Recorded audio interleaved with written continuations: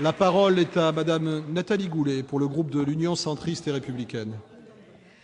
Monsieur le Président, Mesdames, Messieurs les ministres, mes chers collègues, ma question s'adresse à Monsieur Alain Juppé, ministre d'État, ministre des Affaires étrangères. Je n'ai aucune sympathie pour le régime iranien, mais franchement, j'en ai encore moins pour les menaces proférées par le Premier ministre israélien, parangon de vertu et défenseur d'un droit international qu'il bafoue régulièrement. L'État d'Israël possède l'arme atomique sans avoir jamais ratifié le traité de non-prolifération, contrairement à l'Iran, qui, lui, l'a ratifié. L'Agence internationale de l'énergie atomique vient, c'est vrai, de rendre un rapport sur le dossier du nucléaire iranien qui fait des tas de doutes et de suspicions. Les actes les plus répréhensibles datent de 2003. Les sanctions de plus en plus lourdes n'ont eu aucun effet sur le régime iranien. Plus grave, ces sanctions renforcent le régime en place et la cohésion nationale d'un peuple qui souffre de ces sanctions. L'Iran est le seul État-nation du Golfe Persique. Toute attaque militaire renforcerait encore le sentiment fort de nationalisme au détriment des mouvements politiques plus libéraux. La France a su faire entendre sa voix dans le dossier irakien et ne s'est pas laissée entraîner par les mensonges orchestrés par nos amis américains et les fables au sujet d'armes de destruction massive. La France pourrait jouer un rôle déterminant et tenter de rétablir, sinon la confiance, du moins le dialogue, alors que le président des États-Unis en campagne... vous soutenez les moudjahidines du peuple, c'est votre problème. Le dossier du nucléaire n'est qu'un aspect de nos relations avec ce grand pays. Ma question est la suivante. Monsieur le ministre d'État, ne pensez-vous pas qu'il faille revoir notre politique à l'égard de l'Iran?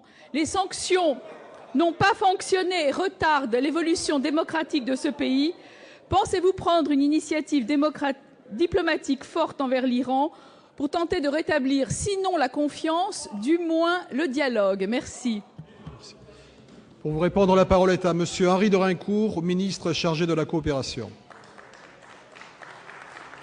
Monsieur le Président, Mesdames et Messieurs les sénateurs, Madame le sénateur, permettez-moi tout d'abord de vous présenter les excuses du ministre d'État qui est actuellement en déplacement en Afrique du Sud. Je voudrais, Madame, tenir des propos peut-être un peu plus mesurés que ceux que vous avez à l'instant tenus, parce que, au fond, depuis des années, en violation du traité de non-prolifération, en violation des résolutions de l'AIEA, des résolutions du Conseil de sécurité, l'Iran poursuit un programme nucléaire partiellement clandestin et qui porte sur des activités interdites depuis des années, et vous le savez, avec ses partenaires européens, les États-Unis, la Russie, la Chine, avec le Conseil de sécurité, nous proposons à l'Iran une double approche.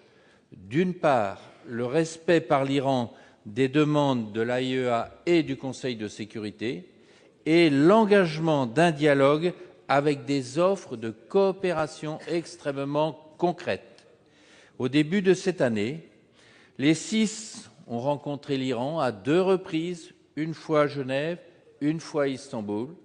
Le 21 octobre dernier, Mme Ashton a écrit à ce pays et aux autorités pour confirmer cette volonté de dialogue.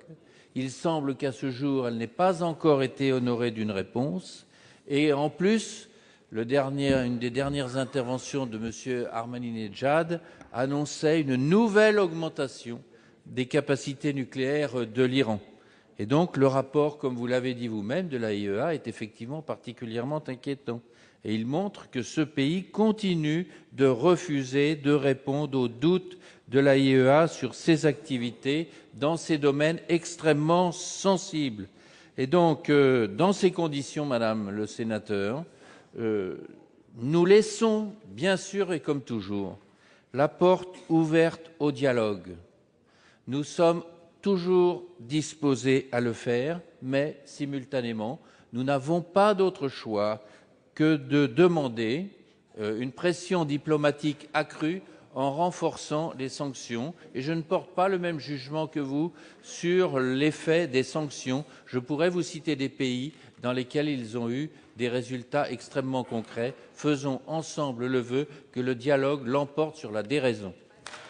Merci.